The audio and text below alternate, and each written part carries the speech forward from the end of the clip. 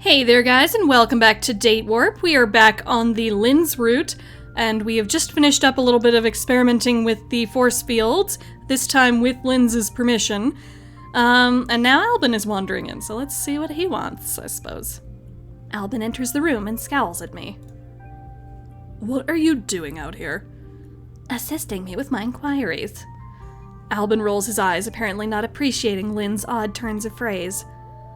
Nathaniel said I should fetch everyone for dinner. You're letting Bradley out? He can okay, we've done this dialogue before. So they go into the dining room, and what is after this? Fetching the wine, dinner. Oh wait, this is where we start to find out about different universes, I believe. That's right? Wait, hang on. No, not there, no. Okay, so they fail with the Faraday shielding. Skip forward a little bit more. If you're feeling okay, we're all meeting downstairs to talk about what to do next. I'm sorry about this. It's not your fault. I'm not actually certain how okay I'm feeling. I've never been unconscious before that I know of. Sleep isn't quite the same thing. I could probably use a hand. But I don't like looking weak in front of people, especially after I already got a little bit hysterical earlier. Should Janet ask for Raphael's help? Should we? No. That's what the walkthrough says. I wasn't sure, because, Raphael is connected to Linds, but, no. I guess that would probably give points to Raphael and not Linds. So let's see. Oh, that's right. We can just skip the puzzle. We've already done this before. So let's say no. And then what comes after this? Our next choice that we actually have to do is when we sneak out of our room at night and Linds asks us what we're doing. I think that's a little ways further than this, though, because that's, after we start rationing food. So what is in between here? How long will this take? 4 days? Oh no! Food and water. Oh god. He's crazy. You both are. I believe that we have a plan. Locked in here for 4 days. Let me out. Not happening. What? 6 people in this house. Only because I was holding your hand. There would be 5. Oh yeah, he's trying to explain his theory. Albin and Linds spying on us. Oh no. Look to see if Linds and Albin are following. I can hear them back there. We're all gonna be stuck here for a while. Let's get to know each other. I think one of the patrons was commenting on this scene before on how this is sort of Janet's way of trying to force everybody to sort of character introduce themselves and share information, but nobody's super forthcoming in this situation. It's not until they do the Never Have I Ever game later until we get sort of a more natural exploration of characters revealing things about themselves on their own terms. So that's interesting that she tries to force it at this point and nobody's really on board, but then later on it just kind of happens. So that says something about forming friendships with people, Janet. You might want to take notes for later in your life. Oh yes, okay, now is my chance to explore. It's not that I don't trust them. They're not gonna tell me, so I'm gonna go find out what's in the basement. Probably nothing, probably just some switch boxes and storage and things, but I'd like to see for myself. Now the staircase down was around here somewhere. Well, what have we here? Where did he come from? Sneaking around, Janet. How can Janet explain what she's doing here? Oh, I think we know what the answer in this case is going to be. Oh my. How about we were lonely?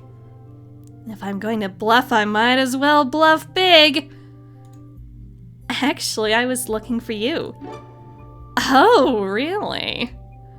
Well, I declare I was all by myself in that big lonely room. Now you're a belle. Aren't I depending on the kindness of strangers? I suppose. Streetcar named Desire. Is that supposed to mean something? It's a play. Sorry, I had to read it for high school. I thought everyone did. I'm afraid I'm not familiar with many plays. Okay, so this again is another tell, but maybe you wouldn't guess that that it's because of a universe shenanigan sort of thing, because Linds is a weird scientist and he doesn't know things about literature or stuff. I don't know. So it's interesting you can write that off in this scene as well. Well, I've certainly managed to distract him from his original suspicions. Now to reel him in. I went to bed too early and now I can't sleep. I thought you might be up. You seem like a night owl. Sometimes. At other times, simply an insomniac. So what do you do to keep yourself occupied at night? I run in circles. Think I would have heard that. Nathaniel does have an extensive library. Oh, what sort of books do you like? Books with words in them. If I give him an inch. Fiction or non-fiction? Yes. Examples. Most recently, a piece musing on the effects on human culture of encountering a non-sapient spacefaring species. Quite entertaining, though I don't think the telepathic effects used in the story would work without artificial amplification, don't you know? I don't read much fantasy or sci-fi. Oh, that's interesting, because she becomes an author in one of those endings of sci-fi and fantasy. I don't really read much fantasy or sci-fi. When I read fiction, I prefer mysteries and historical romance. Romance? There's nothing wrong with good romance. Bad romances are terrible, but any kind of book can be bad. A good historical romance tells you about a life in a different time and place, with all the interesting details and theories that the author can dig up. Which gives me starting points to research for myself. Ah, so you enjoy a detailed setting with intrigue and romance. I may have some suggestions. Follow me. He leads me into the library and turns on the lights, then moves among the shelves until he finds the volume he was looking for. Outside the labyrinth. This may keep you entertained until you are ready for bed. Actually, I think I'll just go back up to my room to read. Clearly, there's no point in trying to explore the basement now. But thank you for the book. The pleasure's all mine. I nod farewell and leave him behind. He's clearly an intelligent man. We might make good friends if only he'd stop needling me. I have to be on my guard with him all the time. I suppose I may as well take a look at this book Linds suggested. Reading. A colony on a Mediterranean island in the 1800s? And a secret society? This could be good. Could also be interesting, because, like, whatever she thinks is fantastical about the setting might have actually happened in their universe. Oh my, I've never heard about anyone doing that with a necklace. Oh, pulling on my collar here. Surely no one would put such a thing inside a sofa. Okay, it's not quite that. I had better stop reading this book before it gives me dreams that are even stranger than the one I already had. But if Linds thought I would be shocked, he's got another thing coming. I've read steamier love scenes before. You should see the fanfic I've read, my dear. I'm not afraid of words on a page. I have read all sorts of things. It's reality I have no experience of. I should try to get back to sleep. Oh, I like that they're highlighting now some of the things that she and Linds do share in common, even if it's just her repressed sexuality being awakened. The next morning, I'm awakened by a gentle knock at the door. Janet, are you awake? I quickly run my fingers through my hair and try to arrange myself. Come in. Since it's not possible to go outside at the moment, I've made the sitting room available this morning for quiet prayer if you wish. Oh no, I'm not religious.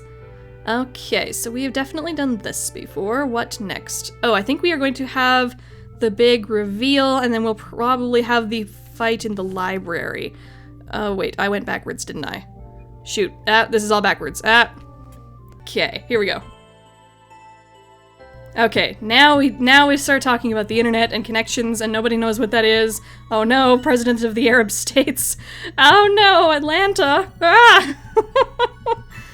Oh no. They're in an alternate universe. Who would have guessed? Oop. Okay, I kind of want to see some of this information again. So, your colonies declared independence in the time of King George III. No American Revolution, no Continental Congress. The country is called, it is called Atlanta. Okay, I wasn't wrong. And it's part of the British Commonwealth. The river's still the Mississippi. Just a sec. I'm going to save the game now that we're past that point.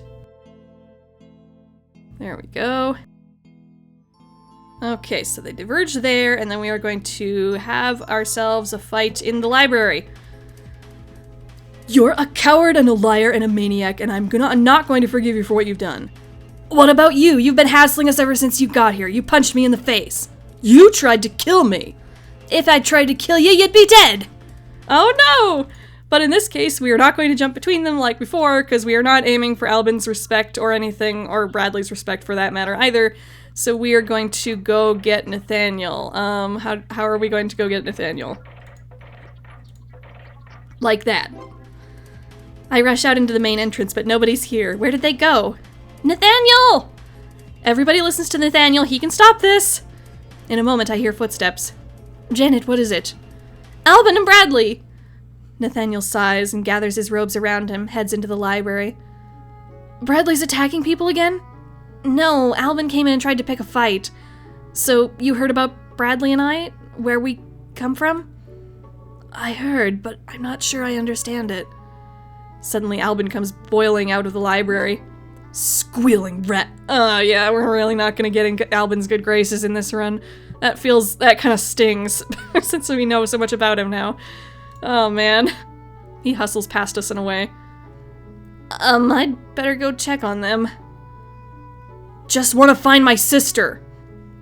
I understand, but I'm afraid that Albin knows very few people who would point a gun at him if they did not intend to use it. They look up as they notice my entrance. Are you alright? Yeah. I'm sorry, I didn't know what else to do. I didn't want anyone to get hurt. Oh geez, we're getting like really close to Nathaniel's ending on this too. Like, wow. Words can wound as well as violence. I don't like to see people fight. Albin and Bradley have promised to stay out of each other's way, so this should be the end of it. I hope he's right. These two seem destined to butt heads wherever their paths cross. Bradley started it with all his wild accusations, but Albin seems to be just as angry and just as irrational.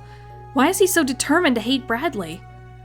You know, he's got them sister issues, and among other things. And also thinks Bradley's a spy, right? The door is closed, hiding the force field from my view. And now that I've had some time to think about it, I wonder what lies beyond. There's a whole new... Okay, yeah, we've heard this. What is next? I think it's the Never Have I Ever game first. Or, I don't know. We're eventually going to get to the point where we decide which route we're on, so I don't know what decides that. If we're... Hey, hang on. Hang on. Are we on the Nathaniel route here? We are on the Nathaniel route. I wondered. Why are we on the Nathaniel route? Okay, this walkthrough is totally wrong. This is not the Linds route. And it looks like the only way I can think of to get off the Nathaniel route is to go back. I just went back through the whole rest of the game, back to the which boy should Janet follow question. We're not going to choose Nathaniel, we're going to choose Albin again, because clearly we're going to lose points with Albin again later anyway, so it shouldn't matter.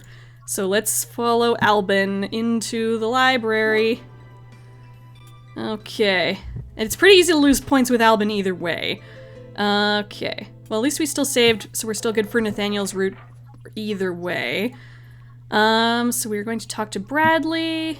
Just a sec, I'll get us back to where we were. Okay, we should be good now. We just lost that point with Albin that we got earlier again. So, checking on them. Just want to find my sister. Okay. Okay, so, continuing from where we left off. There's a whole new world out there. Are there trees like our trees? Are the squirrels gray or red or black? As long as the barrier lasts, this mansion is my entire universe. Me and them. Of all the boys, it's Linds I feel the most drawn to. Not because I trust him, certainly not. Not even because he's cute, although he is. And I've always liked the look of boys with glasses. But I think he and I might understand each other. The school I went to was a good school. Every student was expected to graduate on time and proceed to university.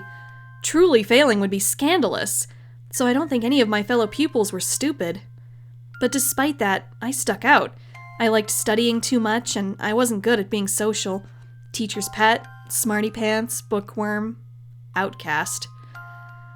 By the time we were in high school, nobody pulled my ponytail or tried to shove me down the stairs anymore. Many of the girls even apologized for how badly they'd treated me when we were kids. And I forgave them, but I still kept my distance. Which meant that they got the last laugh after all. That's kind of projecting a little bit, Janet. If they did apologize, how do you know that they are laughing about it? After I arrived at university, I tried to make up for my mistakes and fit in no matter what it took. even if that meant a date with a guy I didn't know and didn't want just because everyone else was doing it. But that wasn't the only reason. I was lonely and I knew Bradley wouldn't turn me down or laugh at me. He was using me, but I was using him too. If I could get the hang of dating, then maybe when I found the right guy, I could manage not to make a fool of myself. Being myself was a failure. I wanted to be normal and successful and happy. Linds is obviously a very smart guy. I don't know if he's smarter than me, because we haven't studied the same things, so there's nothing to compare. I respect his intelligence, of course. When I watch him, I get the feeling that here is a man who doesn't care what anyone else thinks of him. Nathaniel's polite, Albin postures, Raphael tries to please. Linds says what he thinks and does what he feels like. Oh no, please don't use the Trump defense on Linds. That's gonna make this so much more awkward, Jesus. Of course, what he thinks and feels is often something perverted. Everyone wants to be loved, don't they? This sounds like a slightly more strained defense of attraction than the one that she had for Albin. At least that felt like a genuinely, like, young adolescent girl's crush on the bad boy kind of thing. This kind of feels like a bit of a stretch. But okay, we'll go with it. I've never been in love. I've never been kissed, unless you count that time when I was 4. If I wanted someone to experiment with, Linds would be a much better choice than Bradley. He'd probably jump at the chance. Is that what I want? I admire him. He's cute and clever, and he plays silly games with language that amuse me. But he teases me constantly and makes me feel like an awkward, silly little girl. I'm sure he's had tons of girlfriends, or maybe boyfriends. He could even be married. He's much older than I am. Of course, this is another universe. Anything that happens here won't count when I get home. It's the perfect set. Wow. This actually is kind of an interesting turn for Janet's character. Maybe her, like, emotional attraction to Linds doesn't feel quite as genuine as it did with Albin, but it does feel genuine in the sense that, like, if a girl is, like, sexually frustrated and she's that age where she feels like she ought to be more sexually experienced, or at least experimenting, that she would be, like, kind of more curious about that side of things and willing to do just about anything to experience that. Not gonna get into stories, but that rings true. That does ring true. So that is an interesting path for this Root to take, even if it's not quite like a whirlwind romance path. It is like a realistic depiction of someone who, like, desperately wants to get more in touch with her sexuality and with someone who will indulge her in that. There's so much I could learn from him, if he'll let me, as long as I don't get as long as I don't get emotionally involved. I find Linds and Bradley in the library trading notes. We don't have moon bases. What power sources do you use? Mostly oil and gas, maybe coal, a little bit of nuclear and wind. Nuclear fusion or nuclear fission? Where does the fuel come from? I have no idea. Fission, but I don't know where they mine the uranium from. I see him frown and draw a large black X on the paper where he's taking notes. And the oil? That comes from the Middle East pretty much, and Canada. There's also solar. Photovoltaic cells? What do you make them out of? I don't know. They're black? He shakes his head, which makes my cheeks burn. It's not my fault I don't know how to build a solar cell. I'm only a freshman in chemistry. What about medical science? Do you, your culture, know how to restore brain function? I don't think so. You hear about people coming out of comas, but it's not because of anything the doctors did. We just keep them alive, and sometimes they wake up. There was something in the news about keeping people really cold to prevent brain damage during surgery, but I don't think it helps fix existing damage. Not good enough. Surely I can do better and prove that I'm knowledgeable about science and medicine. Maybe stem cells? They might be able to grow new brains with them eventually. Cells from the brainstem? No, it's a kind of a non-differentiated cell that can develop into all kinds of other cells. They're working on being able to use them to grow replacement organs instead of having to wait for donors. Hearts, lungs, maybe brains. Interesting. Have you found a cure for the transplant shock? You mean organ rejection? I think they use immune suppression drugs. This medical stuff's kinda gross. What about longevity Oh, this is getting, like, kind of cute, actually, and how, like, enthusiastic Linds is to hear about all this. Like, she is, like, technically telling him all this future stuff, so of course that'd be interesting. We don't have any, not ones that work anyway. There are a bunch of scams about starving yourself for extra vitamins, but they do nothing. Interesting. Our early trials suggest lifespan enhancement of up to 30 years without the failing of extreme age, although it's too soon to tell. You cured old age? Are you sure we're the ones from the future? You're not from my future. You're from a different future and a different past. You're behind us in space travel, ahead in electronics, and each of our continuums has medical technology the other doesn't. Knowledge which you take for granted could be a matter of life and death here, and vice versa. Our greatest discoveries will likely be accidental. Now, let's talk about your method of traveling between universes. Don't know anything about it, just happened. Where were you before you came here? We went to the dressage restaurant, then to the Galleria Cinema at the mall, but none of that exists here, so why does it matter? Because I'd like to determine exactly where the wormhole you came through is. Now, have you been to this mall before? Sure, plenty of times. Me too. Where did you go after leaving it? We drove around for a while. It was dark and raining. When did it start raining? Must have been during the movie. Thunder? Lightning? Nah. Did you notice anything at all out of the ordinary at any point during your drive? How could we? It was dark. A change in the road or the weather? A momentary lull in the rain? Unfortunately, I am not a gravitic specialist. We didn't see anything. We saw the house. House? This house? Maybe it was dark and I was looking out the window, and then for a moment I thought I saw something in the woods, like distant lights. Then the car broke down. Bradley pinches his lips together, saying nothing. About how far away was that? I don't know. Less than a mile? Once we started walking, I saw the lights again and we followed them to the house. Did you notice anything odd while you were walking here? Other than Bradley clinging to my hand for dear life? You know why I reach out and squeeze his hand to reassure him that I'm only teasing. Yes, other than that. There weren't any signs of anything strange while we were walking to the house, and I was looking for them then. Spotting the house was what made the difference. There was never a house there before. If there's a wormhole, it has to have been back on the road. Which means that your car should be present within this reality, and it may mark your entry position. Once matters here are concluded, we should investigate. Yeah, That was a whole lot of exploration of the mechanics of this universe, and I loved every bit of it.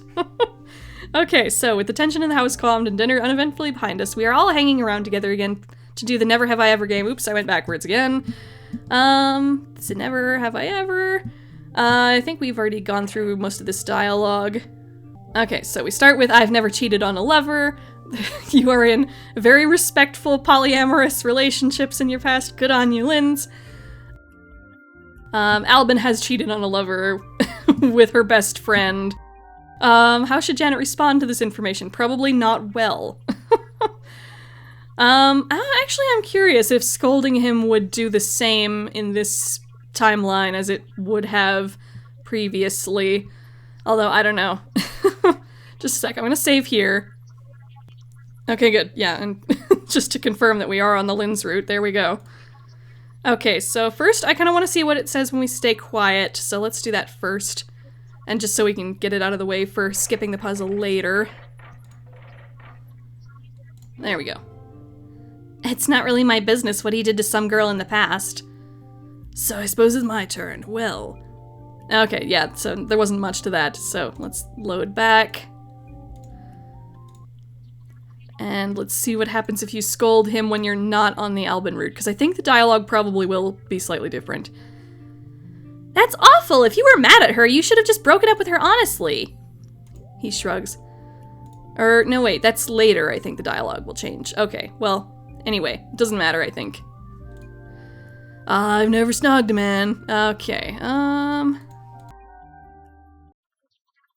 and again, I think I'm going to pick the answer that we didn't pick in the last route, just so we can get it out of the way for future puzzle skips. There we go. I've never kissed a girl on the lips. Quickly, I open my eyes and look around to see their reaction. Albin said he'd had a girlfriend before, and Linds has obviously been there and done that, but every single one of them reaches out and takes a peanut. Bradley? Raphael? You have a girlfriend? It's not what you think. I was 8. You were very young romantic? I hope it's that and not something worse. It was for a play.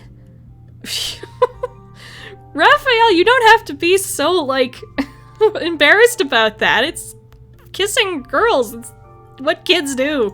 Jeez. We were doing Sleeping Beauty, but none of the boys in my class were good at acting. So they made you play Prince Charming? No, that's the biggest part. And the best person to play it was one of the girls. They made me play Sleeping Beauty. Aww. Raphael is a pretty, pretty princess? I can just about see that. So that leaves me. There's a long pause while his eyes flicker back and forth. I've never worn pink socks. Okay, yeah. Okay, and then after this, I think we are heading towards the last real set of Linds choices, so, should we save? Well, we just saved, so we don't have to save again, so let's just keep going. Okay, so Albin loses and kicks over the peanut dish. This is a stupid game anyway. I'm a sore loser. Oh yeah, and she doesn't stop him, because this isn't the Albin route, so he just leaves. He walks away and no one even comments on it. I guess he does that a lot. I think that's the end of our evening. And I think we will call that for this episode. Probably just need one more part to get through the rest of this route, so I will see you guys for that then later.